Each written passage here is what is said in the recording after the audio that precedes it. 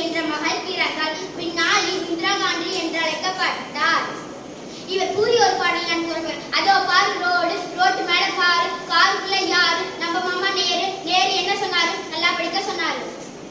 இவர் கூறிய ஒரு கவிதை. மனதில் எவ்வளவு துக்கம் கஷ்டம் இருந்தாலும் அதை மறக்க வைக்கும் ஒரே மருந்து குழந்தைகளின் சிரிப்பே ஆகும்.